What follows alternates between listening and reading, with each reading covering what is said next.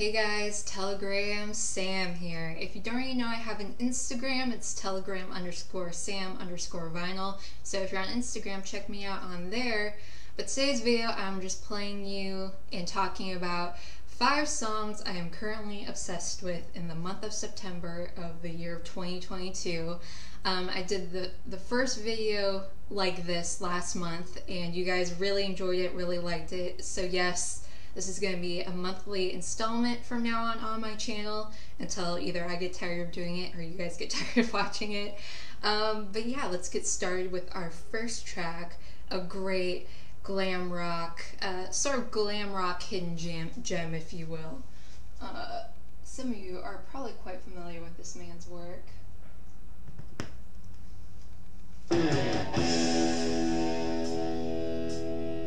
But this is the song called Only After Dark by Mick Ronson. This was the 3rd track off of his great debut solo album called Slaughter on 10th Avenue.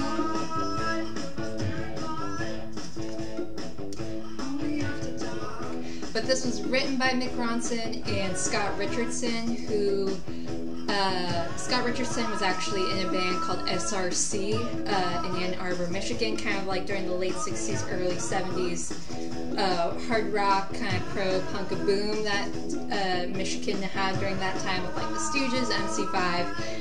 That's how actually he met Mick Ronson, was that Angie Bowie knew him through Scott Ashton from the Stooges, and that's how he ended up meeting Mick Ronson through Angie Bowie.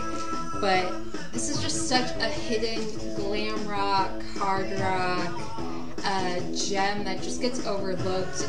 For those of you who don't know who Mick Ronson is, he was the guitar player in the Spires from Mars band, the backing band for David Bowie through some of his most seminal albums in the 70s. And he also later on went to do his own solo stuff for a bit and then went on to become a producer, sort of like sideman during the 80s and up to the early 90s before his death in 1993. But this is just such a killer song. It just has a great sort of groovy beat to it. And you know, Only After Dark, it talks about all of the great fun and shenanigans one can have during the night. And yeah, I would say I am definitely a night owl. Especially like living in such a lively city, I feel like it's such a different place at night compared to during the day. Like once all the tourists go back to the hotel rooms, like the realness of the city really comes out, both in its good ways and its bad ways. So yeah, I feel like this just has all the sleazy seediness you want, something like that, and I just love it. And you can find these albums for super cheap. I think I paid $15 for this, but like the median price on Discogs for when in like VG conditions like $10. So you can find these for super cheap if you like glammy rock, 70s sleaziness. You will love this album. It's such an overlooked album. Mick Ronson was a genius and such amazing. We'll stop this one a little bit early, move on to the next one. But yeah, that's one thing I miss about working nights, is just getting to walk through the city at night. Yeah, I don't know, when I moved from my small town into the city, everyone was so worried about me, worried that something was going to happen. And obviously, you know, the possibility is always still out there, but you know, it's not as bad as people think it is. Next up, we have a somewhat modern song for you by one of my favorite hip-hop, soul, R&B artists, if you will.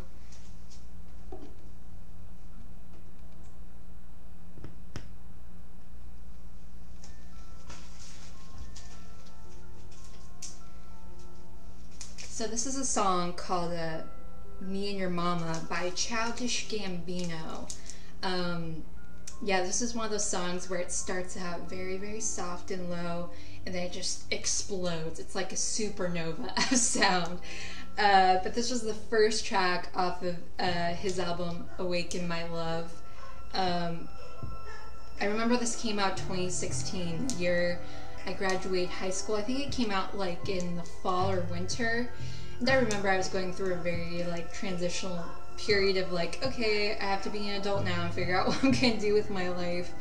And when this album came out, I felt like it was such a different turn for Childish Gambino, aka Donald Glover, because a lot of his albums before this were kind of just like straight up hip-hop, electronic, pop, dance music. Well, I feel like this definitely has more of a sort of experimental, sort of neo-soul R&B thing to it. Definitely you can hear the influence of 70s soul and funk on here. Kind of like Silk Sonic before Silk Sonic.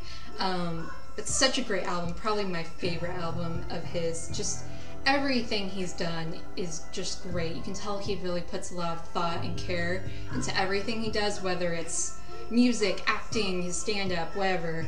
He's just such a gifted person. And this was written by Donald Glover, Ludwig Göransson, and Zach Ray, who I think also wrote a lot of the other songs on this record. But it's sort of building up.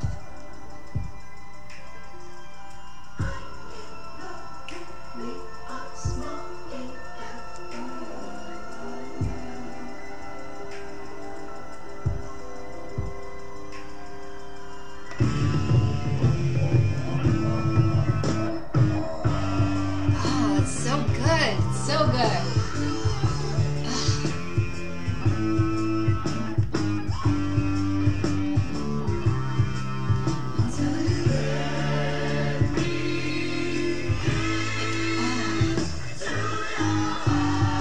It has like almost this gospel thing to it as well, with that like choir sort of sound, backing vocal. God, it's so good. But like, what a great opener track to an album. Like, and plus like every follow-up song on this album is just great. Probably the most well-known song on here, that was like the big hit, was Redbone. If you don't think you've heard it, you probably heard it. I remember for like a couple years after this release, that's like all the radio stations would play.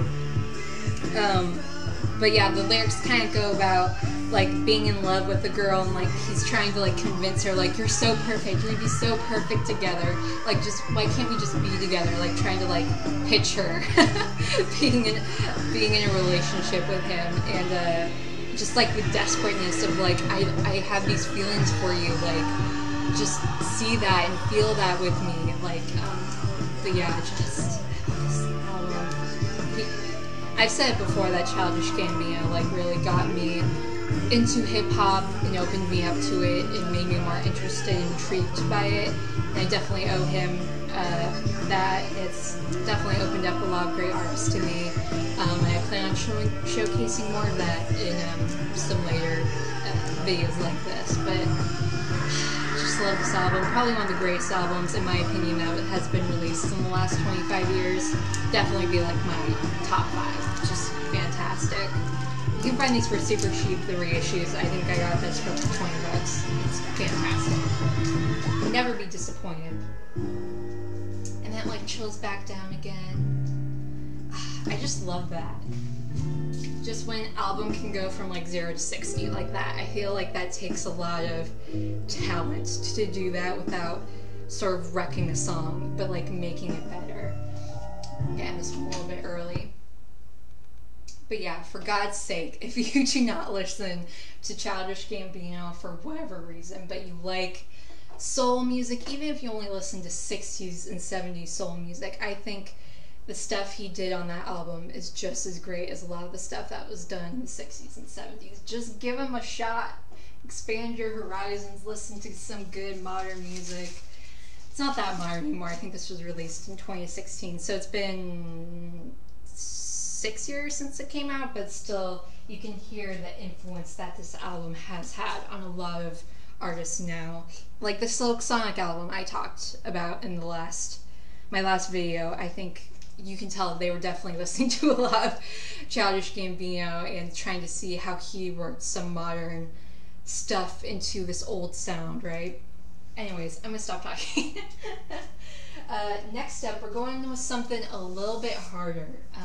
One of my favorite punk albums ever by one of my favorite punk bands. Um,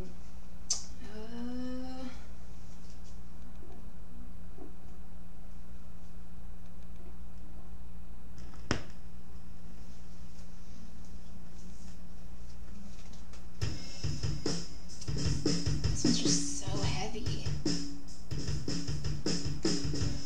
This is Nothing Left Inside by Black Flag. This is the 7th track off of their album My War.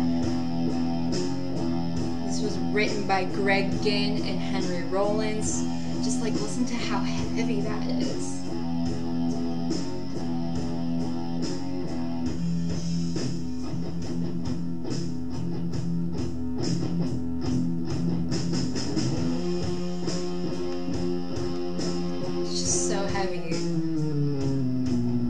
Hear like the early beginnings of sort of like doomy stoner metal stuff.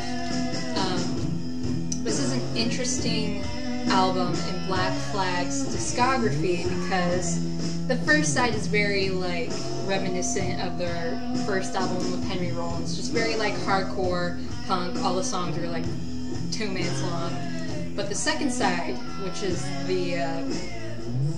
this is the first song on the second side, is all songs that are over 5 minutes long, and they have this very metal influenced sound and just very doomy doomy metal.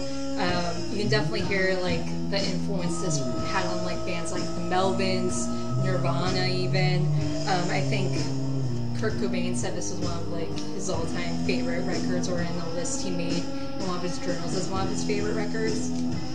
Definitely hear that influence, especially in the guitar. But yeah, the lyrics really have to do with like when you've been hurt so many times. At least this is how like I interpret it. Like when you've been hurt so many times that you just learn not to feel and you shut off your feelings, and you can really hear and feel that like the lyrics match up with the heaviness of the music. It just feels like you have like 30 pounds on you when you're listening to this, because it just compresses you, and you can feel that through the lyrics and like the pain of like when you've been hurt so many times that you have to shut off because you don't want to be in pain anymore. But towards the end, he's like, see me, see me, see me, touch me, because we're human and we want to feel like we're loved and we're desired and we're accepted, whether that's by our family, by our peers, by someone we're interested in. Like, I think we all desire that, no matter how much we want to pretend that we're tough and that, you know, we're beyond our emotions. Yeah, I feel like Henry Rollins was so good at tapping into that, sort of the fake tough guy thing, but like breaking it down, being like, you're a person, you have feelings, you want to be accepted, you want to be loved. No matter how much you hate your parents, you still want them to be proud of you, accept you, you know. So I feel like Henry Rollins was a genius at that. So, but yeah, I just really love the groove and the sound of this song, and one of the greatest punk albums ever, so influential. I was really happy to find a somewhat early press of this. I think this is a late 80s, mid 80s reissue, but this is one of my favorite finds of last year, so don't know Black Flag by now, check them out. I feel like I talk about them a lot on my channel, but we'll end this one a little bit early. Next up, to sort of palate cleanse after that very heavy song, do something a little bit more simplistic and lighter. One of my favorite songwriters ever. I think this album is a master work of songwriting, not only musically but lyrically. Which side are you on? Oh, yes.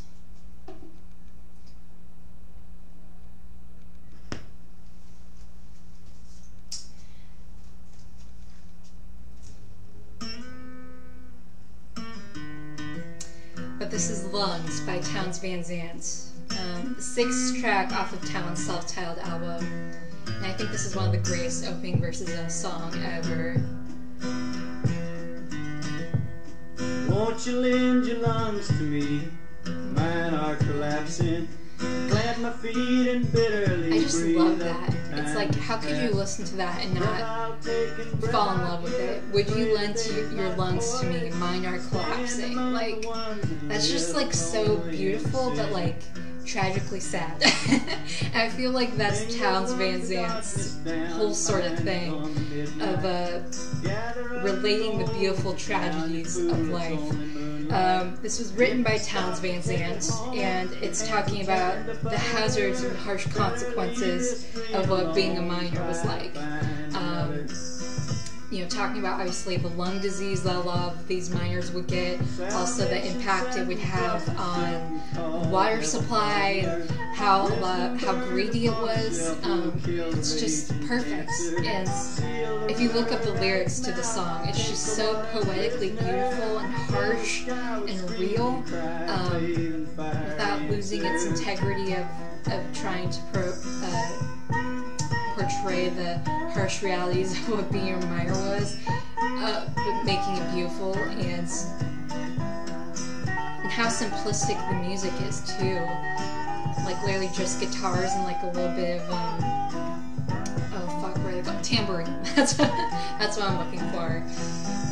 And Townes Van Zandt was so good at that, just making these very simplistic songs and just having the most beautiful words to put together with them. And I think he's one of the greatest songwriters ever, even as great as Bob Dylan, Joni Mitchell. Like, he knew what a great song was and how simplistic it could be. Like, this was 1969 when a lot of people were making these very grand albums with all these different instruments and seeing how they can affect those instruments, and kind of just remembering that you can make good songs with very simplistic, easy chords, beautiful lyrics. It can still be done and still be very listenable and also revolutionary too. So Townes Van Zandt, I mean, again, he's just one of those artists that never put out a bad album. Everything he's done is great.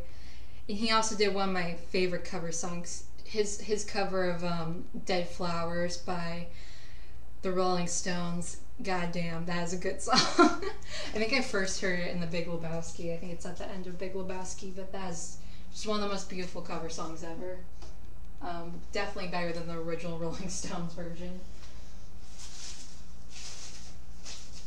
Alright, last but not least, a sort of fun, surfy, psychobilly, rock and roll instrumental song.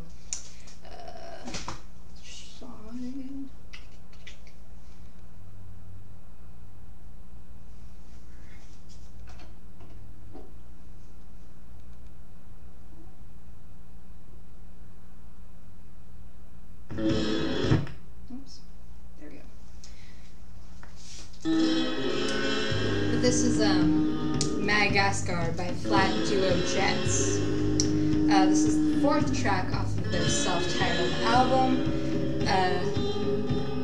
Yeah, I just love it. It's very slinky, like guitar work. Very rock and roll. Not rock. Rock and roll. I feel like rock, there's some cushioning behind that word, but rock and roll is just like straight to the bone. There's no meat, there's no fat, straight to the bone rock. Almost very like Neanderthal, right? And I couldn't find exactly who wrote this song, so I just credit it to Crow, Tone, Dexter, Ronson, who were the members who played on this album. I think this was the only album they did, and then it kind of gets a little bit faster. That guitar work, it's just so in your face. It kind of reminds me of like Stevie Ray Vaughan a little bit.